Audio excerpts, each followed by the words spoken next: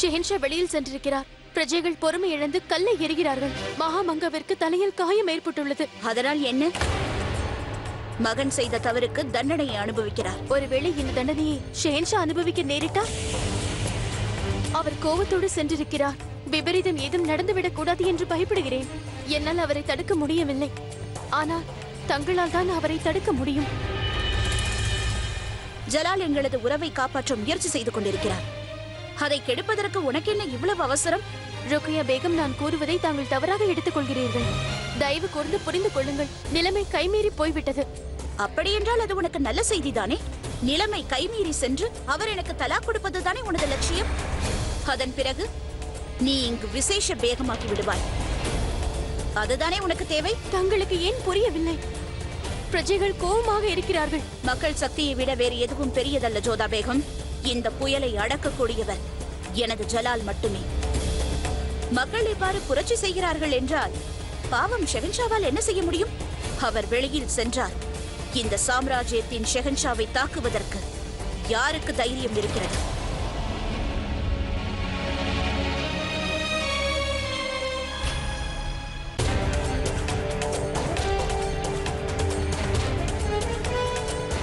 ஷெஹன்ஷா, மகாமங்கவிற்கு நிறைய ரத்தம் போய்விட்டது. அவருக்கு மருந்தளிக்க அனுமதி கொடுங்கள். தங்களுக்கு தெரியாதா ஜோதா பேகம், எனது பெரியம்மா மிகவும் உறுதியானவர். முகலாய ராஜ்யத்திற்கு எவ்வளவு தியாகம் செய்தவர்.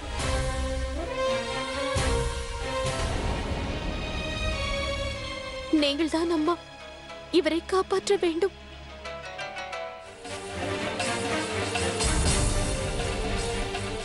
அனைவரும் இங்கே ஏறுங்கள். இவர்கள் என் மக்கள். இவர்களை பார்த்து நான் பயப்பட மாட்டேன். பாருங்கள் பெரியம்மா. ஷெஹன்ஷா, வெளியில் காவலை அதிகப்படுத்தி இருக்கிறோம். இருப்பினும் தாங்கள் கோட்டையிலிருந்து மக்களை சந்திப்பது நல்லது.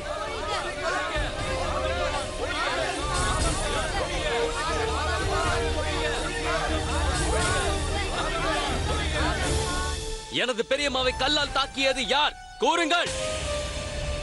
என்னுடைய பெரியம்மாவை கல்லால் தாக்கியது யார்? முகலாய மகா மந்திரியை தாக்கினார்கள் என்றால் அது ஒரு பாட்சாவை தாக்கியதற்கு சமமாகும். உங்கள் பாட்சாவை நீங்கள் அடிக்க ஆசைப்பட்டால் அடித்துக் கொள்ளுங்கள். அவர் செய்த தவறு என்ன? கூறுங்கள். ஆதம் கானின் தாய் என்பதால் குற்றமா? அதுதான் காரணம் என்றால் இவர்கள் எனக்கும் தாய்தான். ஆகையால் என்னையும் தாக்குங்கள், அடித்துக் கொள்ளுங்கள். ஆதம் கான் எங்களுக்கு கிடைக்கும் வரை நாங்கள் அமைதியாக இருக்க மாட்டோம். ஜலால், ஆதம்க்கு பதிலாக என்னை தண்டிக்க நினைத்தால் அதனால் இவர்கள் கோபம் அடங்கும் என்றால் இவர்கள் என்னை தண்டிக்கட்டும். இல்லை பெரியம்மா, இந்த பிரச்சனைக்கு அது தீர்வாகாது. ஆதம் கானை ஒப்படையுங்கள்.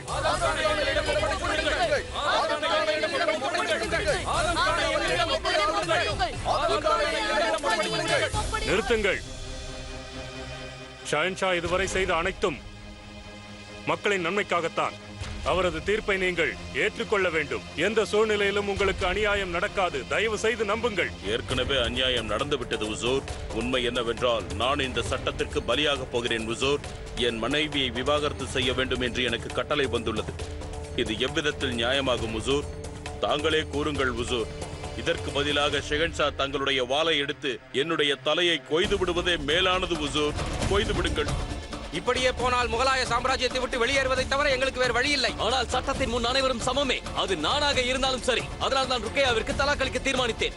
நானும் மகாராணி ருக்கையா பேகத்தை மிகவும் நேசிக்கின்றேன். இருந்தாலும் கூட அவருக்கு நான் தலாக் அளிக்க போகிறேன். அப்போதுதான் நீங்களும் இந்த சட்டத்தை பின்பற்றுவீர்கள். இந்த சட்டத்தை மாற்றிவிடுங்கள். ருக்கையா பேகத்திற்கு தலாக் அளிக்காதீர்கள். நீங்கள் இயற்றிய சட்டங்கள் அனைத்திற்கும் நாங்கள் தலை வணங்கி இருக்கிறோம். நீங்கள் விரும்பினால் நாங்கள் இதையும் ஏற்றுக்கொள்கிறோம். ஆனால் அதற்கு மாறாக எங்களிடம் ஆதம் கானை ஒப்படைத்து விடுங்கள். நாங்கள் அதற்காகவே காத்துக் கொண்டிருக்கிறோம். அவனால் தான் இவ்வளவு பிரச்சனை. அவனை கொன்று நாங்கள் எங்கள் ஆத்திரத்தை தீர்த்துக் கொள்கிறோம்.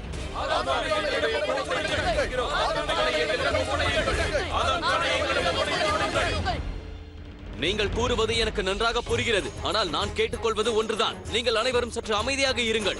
இப்படி பிரச்சனை செய்வதால் எந்த பலனும் கிடைக்கப் போவதில்லை. நான் கேட்டுக்கொள்வது என்னவென்றால் நீங்கள் ராஜ்யத்திற்கு இடையூறு விளைவிக்க கூடாது. அதனால் நான் இந்த விஷயத்தை பற்றி அனைவரிடமும் விசாரிக்கிறேன். அதற்கு பின் நான் உங்கள் அனைவர் முன்பும் வருகிறேன். ஆனால் அதுவரை என்னுடைய விண்ணப்பம் எதுவென்றால் நீங்கள் அனைவரும் சற்று அமைதியாக இருக்க வேண்டும்.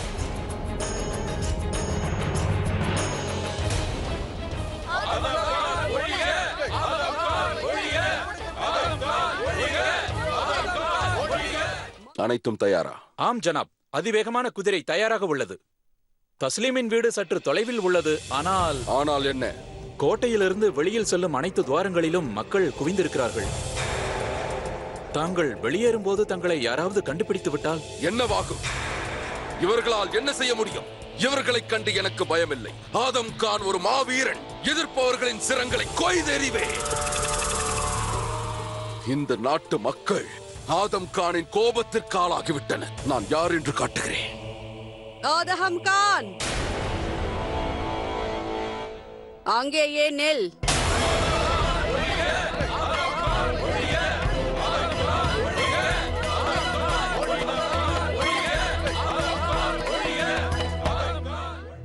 நீ பிரஜைகளுக்கு பயப்பட வேண்டிய நேரம் வந்துவிட்டது.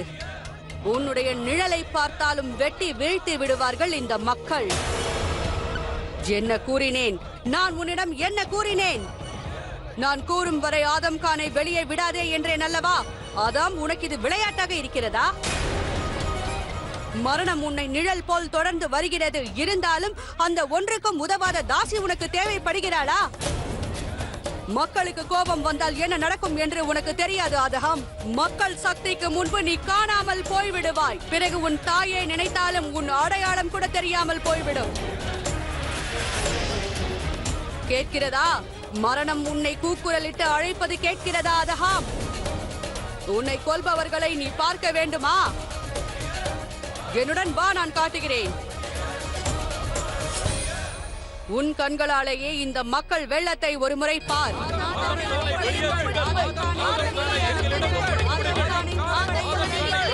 அனைவரும் உனக்காகத்தான் காத்திருக்கிறார்கள். இவர்களில் ஒவ்வொருவரும் ஒவ்வொரு கல் எறிந்தால் உன்னை சுற்றி மலையே உருவாகிவிடும். நீ பிழைக்க முடியாது. மக்கள் சக்தியை என்றுமே குறைவாக எடை போடாதே ஆதம். இதிலிருந்து தப்ப நினைக்கிறாயா? தப்பிக்க வேண்டும் அல்லவா? அப்படி என்றால் ஒன்று செய். வாயை மூடிக்கொண்டு நான் சொல்வதை மட்டும் கேள். அனைத்தையும் என்னிடம் ஒப்படைத்து விடு. வா என்னுடன்.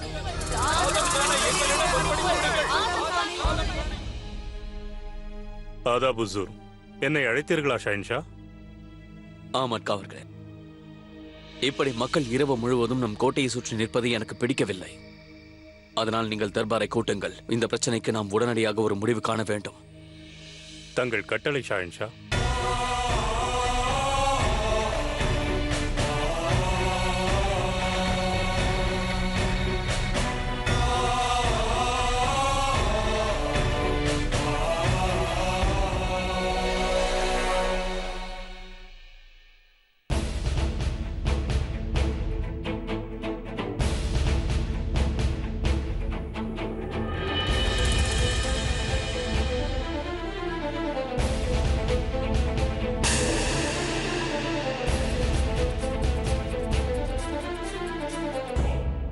உன்னுடைய விவகாரத்தை நான் முழுவதும் ஆராய்ந்து விட்டேன் ஆதம் கான். ருக்கையா பேகத்திடமும் ஆலோசித்து விட்டேன். ஏனென்றால் இதில் அவர்களது மனம் காயமடைந்துள்ளது. அதனால் உனது விவகாரத்தில் நாங்கள் எடுத்த முடிவு என்னவென்றால், மக்களிடம் உன்னை ஒப்படைக்கப் போகின்றோம். அவர்களே உனக்கு தண்டனை அளிப்பார்கள்.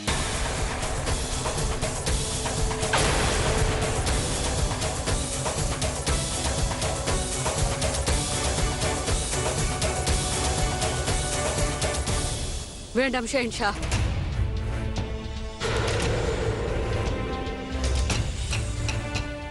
ஷஹன்ஷா, அவ்வாறு செய்யாதீர்கள். ஆதம் கானின் மீது தயை காட்டுங்கள். தாங்கள் என்ன கூறுகிறீர்கள் பிரியம்மா? நான் வேண்டி கேட்கிறேன். ஆதம் கானின் மீது தயை காட்டுங்கள்.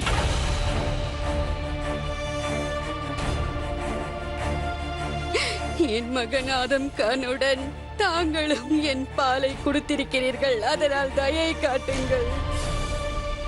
இதனால் வரை இவன் உங்களது மகன் என்பதால் தான் இவன் செய்த தவறுகளை நான் மன்னித்தேன். ஆனால் இப்போது மீண்டும் ஆதம் கான் முகலாய ராஜ்யத்தை கேள்விக்குறியாக்கிவிட்டான். அனைவரும் நிறைந்திருந்த தர்பாரில் அவன் தவறு செய்து விட்டான்.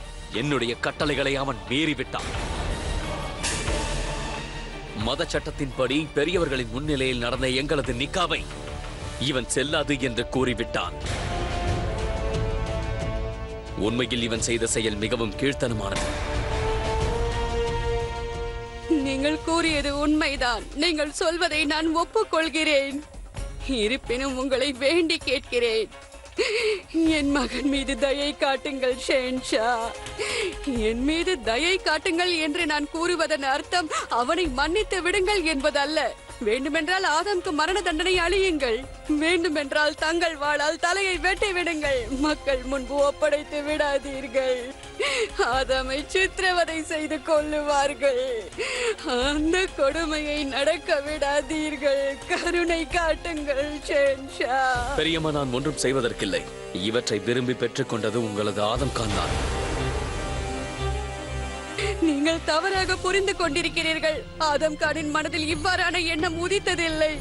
இந்த விவகாரம் இவ்வளவு தூரம் வரும் என்று ஆதம் கனவில் கூட நினைத்திருக்க மாட்டான். நீங்களும் ருக்கையா பேகமும் பிரிய வேண்டும் என்று அவன் நினைத்ததில்லை. தயை கூர்ந்து என்னை நம்புங்கள். ஆதம் கான் எப்பொழுதும் அவ்வாறு எண்ணியதில்லை. ஆதம், ஷேன்ஷாவிடம் கூறு, ருக்கையா பேகமும் ஷேன்ஷாவும் பிரிய வேண்டும் என்பது உன்னுடைய எண்ணம் அல்ல என்று நீயே கூறு ஆதம்.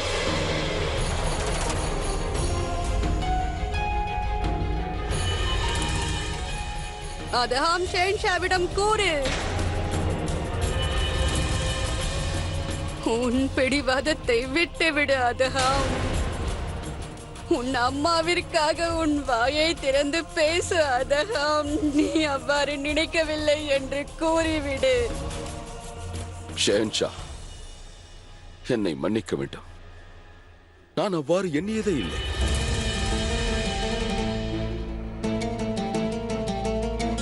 நீங்கள் பேகம் ருக்கையாவை தலாக் செய்ய வேண்டும் என்று எண்ணியதே இல்லை. தஸ்லீமை நிக்காக் செய்து கொள்ள ஆசைப்பட்டேன், அவ்வளவுதான். இதற்கு முன்பு நிறைய பேர் நிக்காக் செய்து கொண்டார்கள். அதை யாரும் குற்றம் கூறவில்லை. ஆனால் எனது விருப்பத்திற்கு மட்டும் தடை போட்டு விட்டார். அது என் மனதை காயப்படுத்தி விட்டது. வார்த்தைகளால் வர்ணிக்க முடியாது. என் இதயமே சுக்குள் நூறாக சிதறிவிட்டது. நான் மிகவும் உண்மையானவன் ஷெஹன்ஷா அவர்களே. முகலாய சாம்ராஜ்யத்திற்கு சேவை செய்கிறேன். ஆனால் கிடைத்தது என்ன? எனக்கு என்ன கிடைத்தது ஷெஹன்ஷா? அவப்பெயர் தானே மிச்சம். ஆதம் கான், நீ செய்தது மிகப்பெரிய குற்றம். நீ என்னுடைய கட்டளைகளை எதிர்த்தாய். அப்போதே நான் எனது வாளால் உன்னை வெட்டி இருப்பேனானால் நான் அப்படி செய்யவில்லை. இந்த விவகாரத்தை நான் அங்கேயே முடிக்க விரும்பவில்லை. நான் நினைத்தது ஒன்றுதான், தவறு செய்பவர்கள் யாராக இருந்தாலும் அவர்கள் பாட்ஷாவிற்கு பயப்பட வேண்டும் என்பதுதான். இனி தவறு செய்ய நினைப்பவர்களுக்கு உனது வாழ்க்கை ஒரு பாடமாக இருக்கட்டும். அதேபோல் இன்று உனது திமிரு அடக்கப்பட்டு விட்டது ஆதம் கான். ஒரு ஷேன்ஷாவின் முன்பு நீ எவ்வளவு பலவீனமானவன் என்பதை இன்று அறிந்திருப்பாய் ஆதம் கான். எனது பெரியம்மாவால் உன்னை நான் உயிரோடு விடுகிறேன் என்பதை நினைத்து சந்தோஷப்படு. ஆனால் தண்டனை மட்டும் நிச்சயமாக கிடைக்கும். அந்த பொறுப்பை நான் ருக்கையா பேகத்திடம் அளிக்கிறேன்.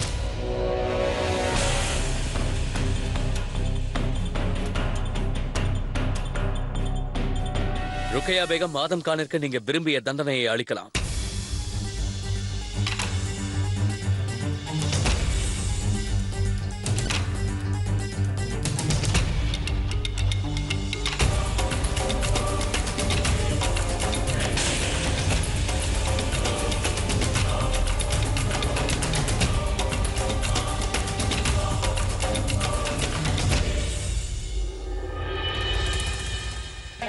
தாங்கள் எனக்கு தோழன் மட்டும் அல்ல, கணவர், அதோட ஷெஹன்ஷாவும் கூட.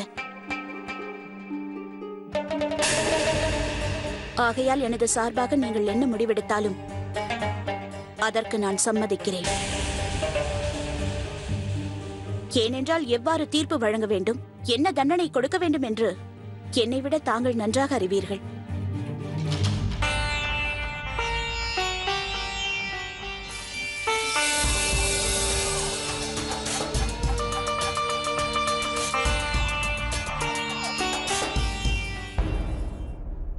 ஆதம் கான், உன்னுடைய தண்டனை என்னவென்றால் மால்வா சுபைதார் பொறுப்பில் இருந்து உன்னை நான் விலக்குகிறேன்.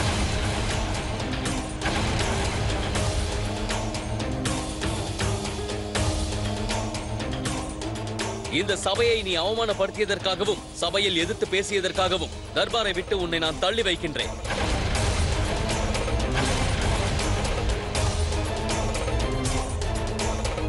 முகலாய சாம்ராஜ்யத்தில் இருக்கும் அனைத்து பொறுப்பிலிருந்தும் நான் உன்னை விலக்குகின்றேன். இனி நீ ஒரு சாதாரண மனிதனாகத்தான் இருக்க வேண்டும்.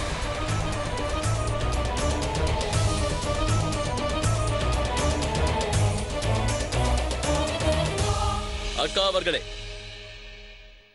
ஆதம் கானிடம் இருக்கும் அனைத்து உரிமைகளையும் உடனே கைப்பற்றுங்கள். என்னுடைய அடுத்த கட்டளை வரும் வரை இவனை சிறைச்சாலையில் அடைத்து வையுங்கள்.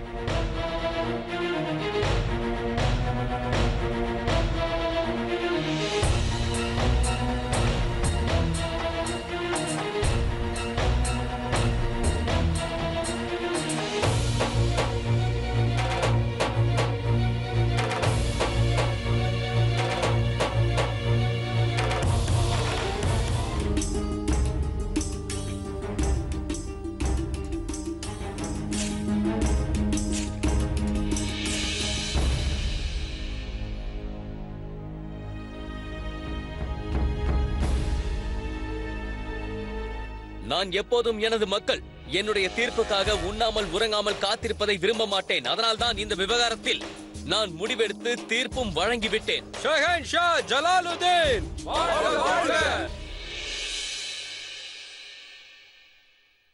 அக்கா அவர்களே, முகலாய பேரரசின் சக்கரவர்த்தி ஜலாலுதீன் அவர்கள் இட்டிருக்கும் கட்டளையின்படி இன்று முதல் 14 வயது நிரம்பாத எந்த ஒரு பெண்ணிற்கும் நடக்கும் திருமணம் செல்லுபடி ஆகாது என்றும், அந்த திருமணத்தை செய்து வைப்பவரும் செய்து கொள்பவரும் தண்டனைக்குள்ளாவார்கள் என்றும் இதன் மூலம் அறிவிக்கப்படுகிறது. இந்த சட்டம் இன்று முதல் அமலுக்கு வருகிறது. ஆனால் இதற்கு முன்பு நடந்த திருமணங்களுக்கு இந்த சட்டத்தின் பாதிப்பு இருக்காது. இதன் அடிப்படையில் தன்னுடைய விசேஷ பேகம் ருக்கையா அவர்களுக்கு ஜலாலுதீன் அவர்கள் தலாக் வழங்க மாட்டார் என்று இன்று தர்பாரில் முடிவெடுக்கப்பட்டது. இதில் எந்த மாற்றமும் இல்லை. நாங்கள் ஷஹன்ஷா அவர்களுக்கு நன்றி கடன் பட்டிருக்கிறோம். மக்களுக்கு சாதகமாக முடிவெடுத்திருக்கிறீர்கள். ஆனால் குற்றவாளி ஆதம் கானுக்கு தண்டனை வழங்கப்பட்டதா என்று எங்களுக்கு தெரிய வேண்டும். ஆதம் கான் செய்த தவறிற்கு அவனுக்கு தண்டனை வழங்கப்பட்டு விட்டது.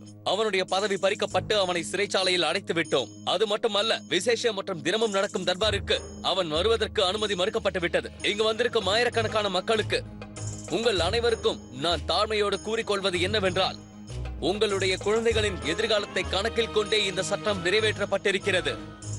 அதோடு இந்த சட்டத்தில் சுயநலமோ தவறான எண்ணமோ எதுவும் இல்லை. முகலாய பேரரசு ஷஹன்ஷா ஜலாலுதீன், ஷஹன்ஷா ஜலாலுதீன், ஷஹன்ஷா ஜலாலுதீன், மகாராணி ருக்கையா பேகம், மகாராணி ருக்கையா பேகம், மகாராணி ருக்கையா பேகம். நமது ஷஹன்ஷாவை எடுத்த வேண்டும்.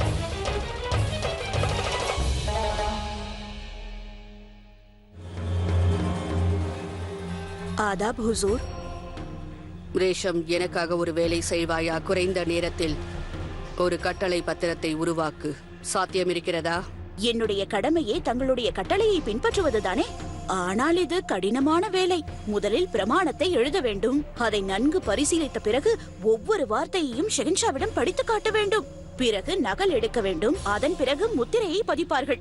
இதற்கெல்லாம் அதிக அவகாசம் தேவைப்படும் ஹுசூர். ஒருவேளை ஷெஹன்ஷா நினைத்தால் இந்த பிரமாணத்தை சீக்கிரம் எழுதிவிடலாம்.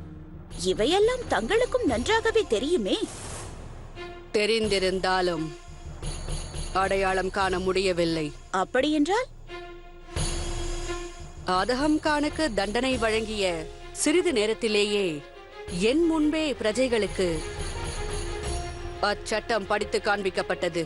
அவ்வாறு நடக்க வேண்டுமென்றால் அச்சட்டத்தை முன்பே எழுதியிருக்க வேண்டும்.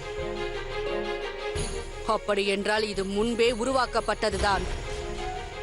அனைத்தும் முன்பே முடிவு செய்யப்பட்டிருக்கிறது.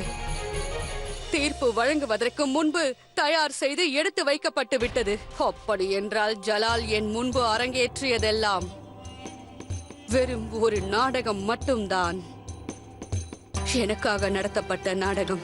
யாஹுதா, அப்படி என்றால் மூவரும் ஒன்று சேர்ந்து விட்டார்கள்.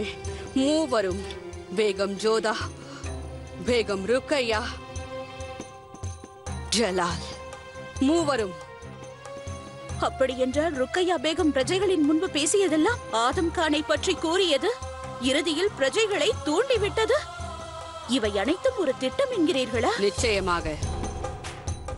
அப்படி என்றால் இதில் ஜோதாவிற்கும் பங்கிருக்கிறதா? எனக்கு ஒன்றும் விளங்கவில்லை ஹுசூர். இதுதான் ஜலாலிடம் இருக்கும் திறமை. அவன் சிங்கத்தை போன்று பலம் வாய்ந்தவன், நரியை போன்று அறிவாளி. அற்புதம் ஜலால். உன் பெரியம்மாவை நயமாக ஏமாற்றி விட்டாய். அற்புதம். ஆச்சரியம் என்னவென்றால், பேகம் ஜோதாதான் இதற்கெல்லாம் காரணம் என்று ருக்கையா பேகம் என்னிடம் வந்து கூறிய பொழுது எவ்வாறு மூவரும் இணைந்தார்கள் என்பதுதான் எனக்கு விளங்கவில்லை. இவர்கள் மூவரையும் ஒன்றாக இணைத்தது யார் என்று எனக்கு முதலில் விளங்கவில்லை. ஆனால் ஜலால் ஜோதாவை இரவில் சந்தித்ததாக என் உளவாளி வந்து கூறினான்.